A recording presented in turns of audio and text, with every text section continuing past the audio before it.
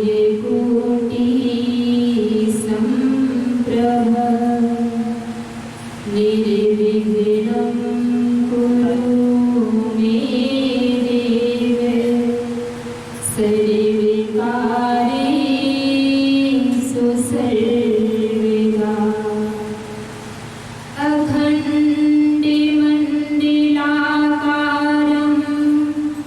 व्याप्तं येन चराचरं तत्पदं दर्शितं येन तस्मै श्री गुरुवे नमः तस्मै श्री गुरुवे नमः। गुरुर्ब्रह्मा गुरुर्विष्णु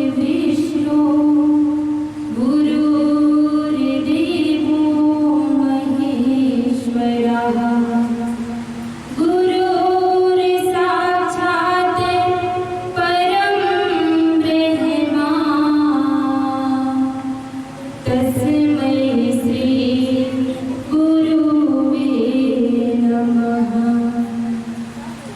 गुरु ही ब्रह्मस्वरूप है गुरु ही विष्णु रूप गुरु ही महादेव है मात पिता गुरु रूप। अतः जीवन में होने वाले समस्त गुरुजनों के श्री चरणों में कोटि कोटि नमन करती हूँ, वंदन करती हूँ, प्रणाम करती हूँ। गुरु चरण कमल की वंदना करती बारंबार जिनके ज्ञान प्रकाश से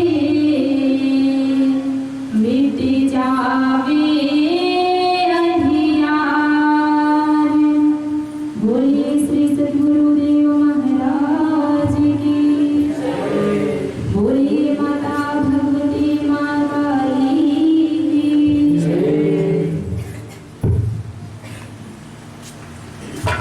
पावन भूमि पर विराजमान माता भगवती माँ काली के श्री चरणों में कोटि कोटि नमन करती हूँ, वंदन करती हूँ, प्रणाम करती हूँ और विशेष रूप से उनके श्री चरणों में नमन करती हूँ, वंदन करती हूँ, प्रणाम करती हूँ जिनके आगमन से यह कन्हारा की धरती पावन हो गई है, पवित्र हो गई है, महान हो गई है। ऐसे परम पूज्य सद्गुरुदेव जी महाराज जी के श्री चरणों में कोटि कोटि नमन करती हूँ, वंदन करती हूँ, प्रणाम करती हूँ और यहाँ पर उपस्थित सभी पदाधिकारीगण, कार्यकर्तागण एवं यहाँ पर आए हुए सभी धर्म प्रेमी भाई बहनों को भी नमन करती हूँ, वंदन करती हूँ, प्रणाम करती हूँ क्योंकि हर प्राणी के अंदर निवास करने वाली आत्मा उसी माता भगवती जगदम्बा का अंश है। इसलिए आप सभी को भी नमन करती हूँ, वंदन करती हूँ, प्रणाम करती हूँ और सभी से सादर जय भवानी की करती हूँ। धर्म प्रेमी बंधुओं सभी यहाँ पर एकत्रित हुए हैं तो माता भगवती और गुरुदेव जी की कृपा को पाने के लिए यहाँ पर आए हुए हैं। तो आइए सभी अपने मन को एकाग्र करते हुए बड़े श्रद्धा के साथ, बड़े भाव के साथ अपने मन के तारों को माता भगवती और गुरुदेव जी की शरण को ग्रहण करें, उनके चरणों तक पहुँचाने का प्रयास करें। बोलिए माता भगवती माँ काली की माँ शरणम माँ शरणम माँ शरणम बोलो माँ शरणम माँ शरणम माँ शरणम माँ शरणम माँ शरणम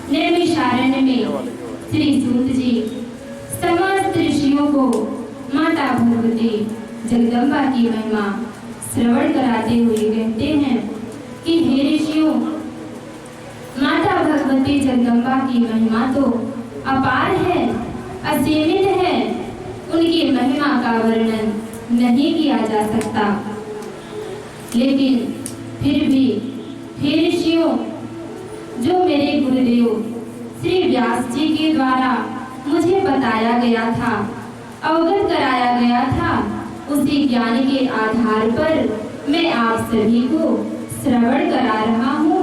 आप सभी ध्यान पूर्वक श्रवण करें। एक समय की बात है, महान ऋषि श्री अगस्त जी जो समुद्र के पानी को एक ही बार में पान कर गए थे। कितना विशाल अथाह समुद्र को एक ही बार में निगल जाने वाले महान ऋषि श्री अगस्त जी कुमार कार्तिकेय के आश्रम में जाते हैं, उन्हें दंडवत प्रणाम करते हैं और कुछ दिनों के लिए उनके आश्रम में रुक जाते हैं, ठहर जाते हैं। और कुमार कार्तिकेय उन्हें नाना प्रकार से कथाएं श्रवण कराते हैं। व्रत तीर्थ के महत्व से परिपूर्ण अनेकों कथाओं को श्रवण कराते हैं और कुमार कार्तिकेय भी कथा को बड़े ध्यान पूर्वक श्रवण करते हैं, सुनते हैं। लेकिन एक दिन महान ऋषि श्री अगस्त जी कुमार कार्तिकेय से निवेदन करते हुए कहते हैं कि हे प्रभु, अब आप मुझे जगत कल्याण और आत्म कल्याणकारी कथा को सुनाने की कृपा करें। तब अगस्त ऋषि की बातों को सुन करके कुमार कार्तिकेय कहते हैं कि हे अगस्त जी, यदि तुम्हें अपना कल्याण चाहिए, तुम अपना कल्याण चाहते हो, आत्म कल्याण करना चाहते हो, तो तुम्हें माता भगवती जगदम्बा की कथा को श्रवण करना चाहिए, उनकी महिमा का गान करना चाहिए और उनकी आराधना करनी चाहिए। वैसे तो हे अगस्त जी, माता भगवती जगदम्बा की महिमा का बखान कौन कर सकता है, उनकी महिमा का वर्णन तो नहीं किया जा सकता, लेकिन क्योंकि वह तो सच्चिदानंद स्वरूपा है, शाश्वती है, इसलिए उनकी महिमा का वर्णन नहीं किया जा सकता। इसलिए हे अगस्त जी, या नित्या सच्चिदानंद स्वरूपिणी जगदम्बिका साक्षात् क्षमाश्रिता यत्र भुक्ति मुक्ति प्रदायिनी। हे अगस्त जी, वह तो सच्चिदानंद स्वरूपा है, वह भोग और मोक्ष को प्रदान करने वाली जगदम्बा है, उनकी महिमा का वर्णन नहीं किया जा सकता। वह तो देवाधिदेवों की जननी है। तब श्री सूत जी कहते हैं, हे ऋषियों, लेकिन मैं अपने ज्ञान के आधार पर आप सभी को श्रवण करा रहा हूँ, आप लोग ध्यान पूर्वक श्रवण करें। एक समय की बात है कि विवस्वान नाम के एक राजा थे, उनके पुत्र का नाम श्राद्धदेव था। राजा श्राद्धदेव बहुत ही साहसी, पराक्रमी और बहुत ही धर्मवान राजा थे। उनके राज्य में किसी भी प्रकार की कोई कमी नहीं थी। संपूर्ण प्रजा बड़े आनंद से, बड़ी प्रसन्नता के साथ रहती थी और राजा श्राद्धदेव भी अपने सभी प्रजा से पुत्रवत प्रेम करते थे।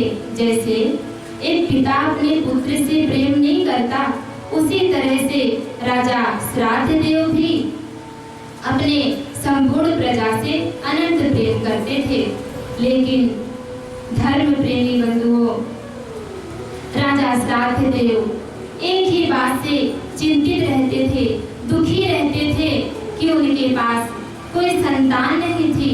राजा श्राद्धदेव संतानहीन थे, इसी बात से वो चिंतित रहते थे। अब एक दिन राजा श्राद्धदेव अपनी पत्नी, उनकी पत्नी का नाम श्रद्धा था, तो अपने पत्नी श्रद्धा को लेकर के अपने गुरुदेव वशिष्ठ जी के पास जाते हैं और उनसे निवेदन करते हुए, प्रार्थना करते हुए कहते हैं कि हे गुरुदेव, आपकी कृपा से, आपकी दया से तो हमारे पास तो सब कुछ है गुरुदेव, लेकिन मेरे पास पुत्र नहीं है। इसी बात से हम चिंतित हैं गुरुदेव कि हमारे कोई संतान नहीं है। तो हे गुरुदेव, हम आपसे निवेदन करते हैं कि आप पुत्रेष्ठ यज्ञ करवाने की कृपा करें। तो इस तरह से राजा श्राद्धदेव की बातों को सुन करके वशिष्ठ जी पुत्रेष्ठ यज्ञ करवाने का निश्चय कर लेते हैं। अब समय आने पर पुत्र प्राप्ति की कामना को लेकर यज्ञ प्रारंभ कर दिया जाता है। तो प्रारंभ तो हो जाता है। जो उनकी पत्नी श्रद्धा थी, वह आहुतियां डालते समय पुत्री प्राप्ति की कामना को लेकर आहुतियां डाल रही थी और यज्ञ समाप्त हो जाता है।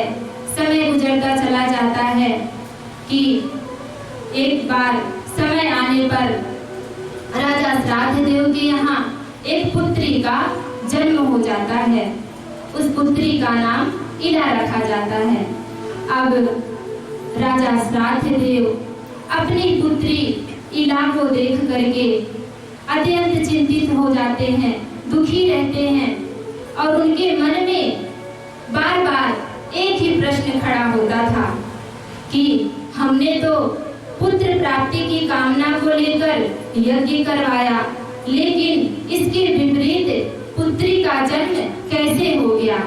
इस तरह से उनके मन में बार बार यही प्रश्न चलता रहता था। फिर से एक दिन अपने गुरुदेव वशिष्ठ जी के पास जाते हैं और उनसे निवेदन करते हैं कि हे गुरुदेव, हमने तो पुत्र प्राप्ति की कामना को लेकर यज्ञ करवाया था, लेकिन इसके विपरीत पुत्री का जन्म कैसे हो गया।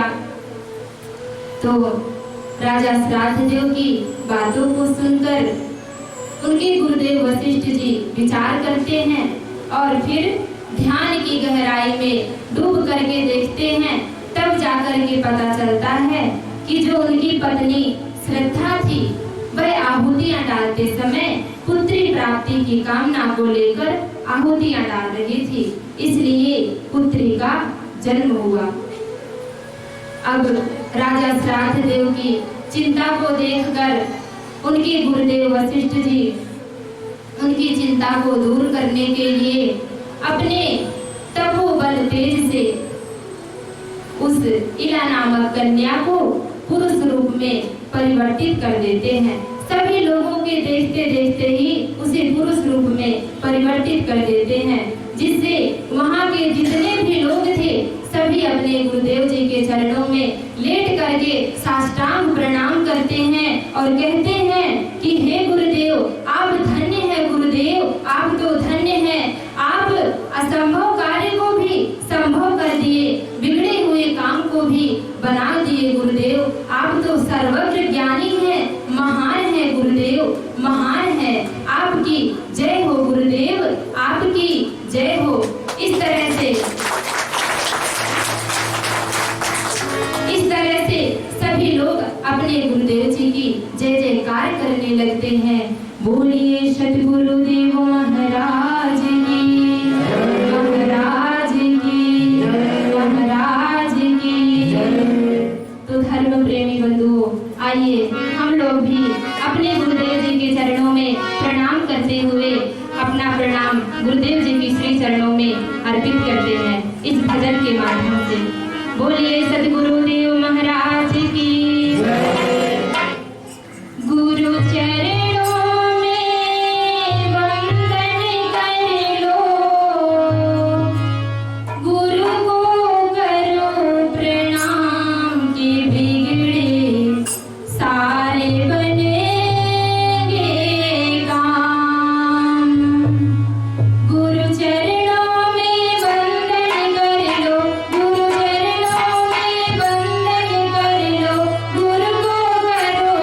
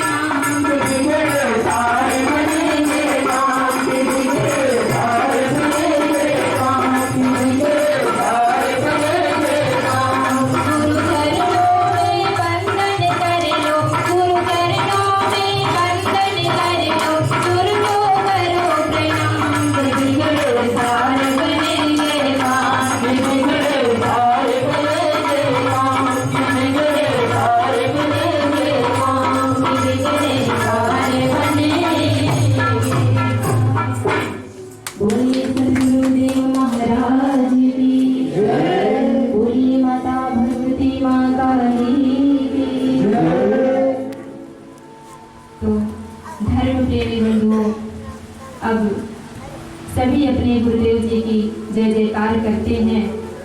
अब वशिष्ठ जी जो उस इला नामक कन्या को पुरुष रूप में परिवर्तित किए थे, उसका नाम सुदुम्न रख देते हैं। वह राजकुमार सुदुम्न बहुत ही सुंदर, सुकुमार और सभी विद्याओं में निपुण था। जब राजकुमार सुदुम्न छोटे थे तब वह अपने मित्रों के साथ खेलने जाया करते थे। खेलते खेलते वह धनुर्विद्या चलाना सीख जाते हैं। अब जब युवा होते हैं, जब बड़े हो जाते हैं, तब अपने मित्रों के साथ, सैनिकों के साथ शिकार खेलने के लिए वन में चले जाते हैं। अनेकों वनों में भ्रमण करते हुए एक दिन हिमालय की तलहटी के समीप उस वन में पहुंच जाते हैं, जहां पर कभी माता पार्वती और भगवान शंकर आनंद मुद्रा में रमण कर रहे थे। तभी वहां उनके दर्शन की अभिलाषा को लेकर के कुछ मुनिगण भी उसी स्थान पर आ जाते हैं और माता पार्वती और भगवान शंकर को रमण करते हुए देख करके सभी वैकुंठ की ओर वापस चले जाते हैं। तभी उन्हें देखकर माता पार्वती जी लज्जित हो जाती हैं।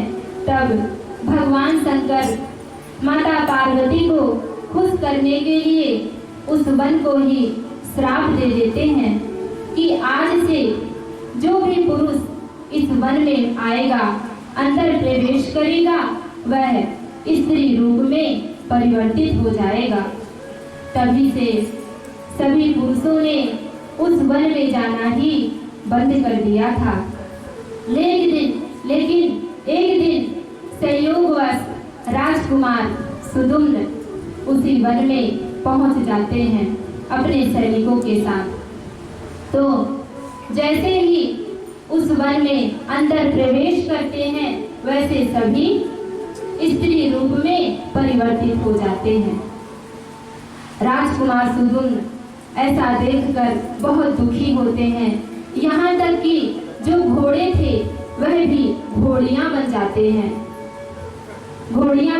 हैं, और तभी सभी उस वन में भ्रमण करते हैं। अनेकों वनों में अपने सैनिकों के साथ भ्रमण करते हुए बुद्ध के आश्रम पहुंच जाते हैं। कुछ दिनों तक स्त्री रूप में ही रहते हैं और कुछ दिनों तक बुद्ध के आश्रम में ही ठहर जाते हैं, रुक जाते हैं। समय गुजरता चला जाता है कि एक दिन अचानक उन्हें अपने गुरुदेव वशिष्ठ जी की याद आ जाती है। उन्हें अपना पूर्व का जन्म याद आ जाता है। जब वो छोटे थे तो उन्हें पुरुष रूप में परिवर्तित किया गया था, तो वही उन्हें बचपना याद आता है और विचार करते हैं कि क्यों ना हम अपने गुरुदेव जी के पास पुनः फिर से वापस जाएं और उनसे पुरुष रूप में रहने का वरदान मांगे, पुरुष रूप में परिवर्तित करने के लिए अपने गुरुदेव जी से कहें। अब ऐसा विचार करते हुए राजकुमार सुदुम्न अपने गुरुदेव वशिष्ठ जी के पास जाते हैं। अनेकों वनों में भ्रमण करते हुए अपने गुरुदेव जी के पास पहुंच जाते हैं। उन्हें जाते हैं, फिर उन्हें प्रणाम करते हैं और वशिष्ठ जी उन्हें पहचान नहीं पाते। तब वह राजकुमार सुदुम्न अपनी सारी घटना अपने गुरुदेव जी से बताते हैं और उनसे निवेदन करते हैं कि हे गुरुदेव, जिस तरह से आपने हमें पूर्व में पुरुष रूप में परिवर्तित किया था गुरुदेव, उसी तरह से आप फिर से हमें पुरुष रूप में परिवर्तित कर दें गुरुदेव, क्योंकि आप तो सर्वज्ञ ज्ञानी हैं, महान हैं, आप तो परिवर्तित कर सकते हैं, ऐसा कहते हैं। तब उनकी बातों को सुन करके, उन्हें स्त्री रूप में देख करके वशिष्ठ जी बड़ा दुखी होते हैं और उन्हें पुरुष रूप में परिवर्तित करने के लिए कैलाश पर्वत पर जाते हैं और भगवान शंकर से आराधना करते हैं, उनकी स्तुति करते हैं कि नमो नमः शिवायस्तु शंकराय कपर्दिनी गिरिजार्धांगे देहाय नमस्ते चंद्रमौलये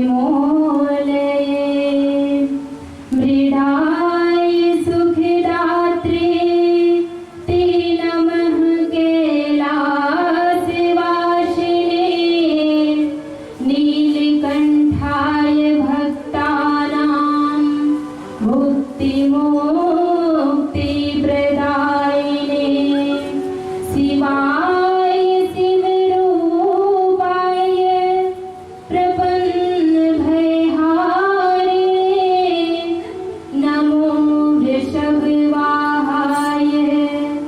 शरण्याय परात्मने ब्रह्म विष्णवे स्वरूपाय सर्वस्थिते सुचा नमो देवाधिदेवाय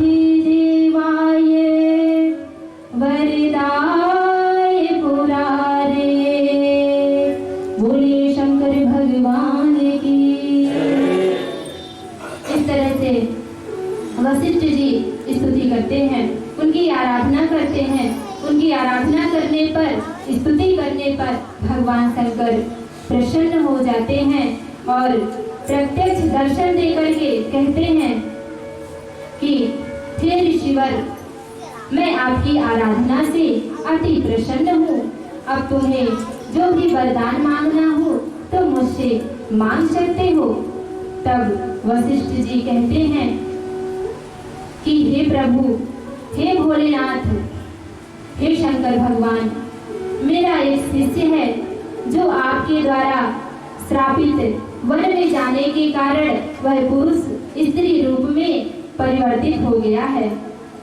इसलिए हे प्रभु, हे स्वामी, हे भोलेनाथ, मेरे उस शिष्य को आप पुरुष रूप में परिवर्तित कर दें। प्रभु, परिवर्तित कर दें। इस तरह से उनके निवेदन करने पर भगवान शंकर कहते हैं कि हे ऋषिवर, यह राजकुमार सुदुन 1 महीना स्त्री रूप में और 1 महीना पुरुष रूप में रहेगा। ऐसा कह करके भगवान शंकर अंतर्ध्यान हो जाते हैं। तब वशिष्ठ जी कैलाश पर्वत पर से वापस अपने राज्य आ जाते हैं। अब जब राजकुमार सुदुन स्त्री रूप में रहते तो वह महल के अंदर ही रहते थे, लेकिन जब पुरुष रूप में होते तो राजकीय कार्य करते थे। अब इसी तरह समय गुजरता चला जाता है कि एक दिन वशिष्ठ जी के मन में आया कि भगवान शंकर से निवेदन करने पर राजकुमार सुदुन को 1 महीना स्त्री और 1 महीना पुरुष रूप में रहने का वरदान मिला, तो अब हमेशा के लिए उन्हें पुरुष रूप में रहने के लिए क्यों ना माता भगवती जगदम्बा से निवेदन किया जाए, उनकी आराधना की जाए, उनसे प्रार्थना की जाए, क्योंकि वह तो माता भगवती जगदम्बा है। उनके लिए तो कोई भी कार्य असंभव नहीं है, वह तो असंभव कार्य को भी संभव कर देती हैं। तो क्यों ना उन्हीं से ही वरदान मांगा जाए। अब ऐसा विचार करते हुए वशिष्ठ जी माता भगवती जगदम्बा की आराधना करते हैं, उनकी स्तुति करते हैं कि जय देवी महादेवी भक्तानुग्रहकारिणी, जय सर्वेसुराराध्ये जयानंद गुणालये। हे देवी, हे महादेवी, आपकी जय हो मैया, आपकी जय हो। हे करुणा की बरसात करने वाली माता भगवती जगदम्बा, आपकी जय हो। हे अनंत गुणों वाली माता भगवती जगदम्बा, आपकी जय हो। नमो नमस्ते देवी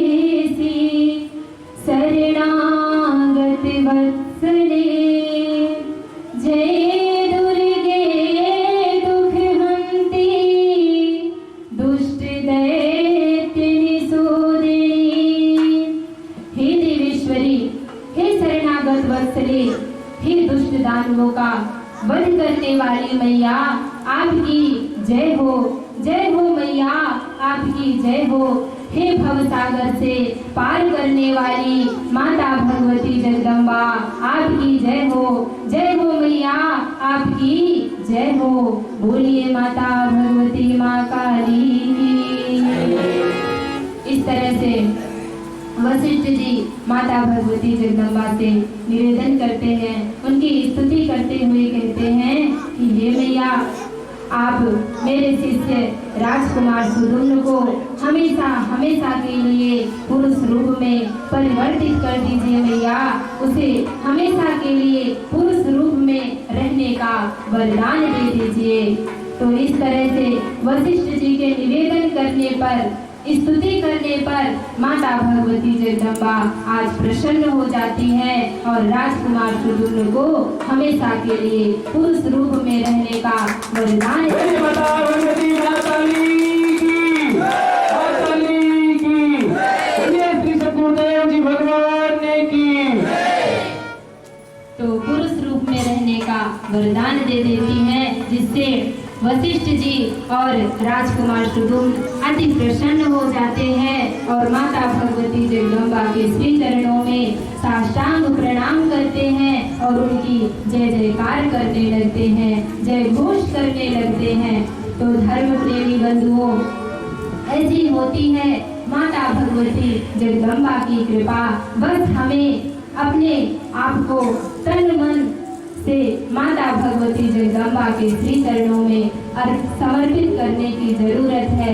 इसीलिए आप सभी से कहना चाहती हूँ कि पूर्णतः नशे मांस का त्याग करके माता भगवती जगदम्बा की शरण को ग्रहण करें, क्योंकि नशा करने से क्या मिलता है? किसी को कुछ मिला है? आज तक कुछ नहीं मिला ना।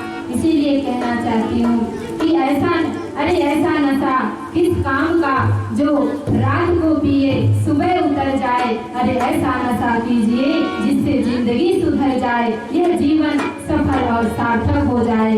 तो क्या आप लोग जानते हैं कि कौन सा नशा करने से हमारी जिंदगी सुधर सकती है, संवर सकती है? क्या कोई बता सकता है? किसका नशा करना चाहिए?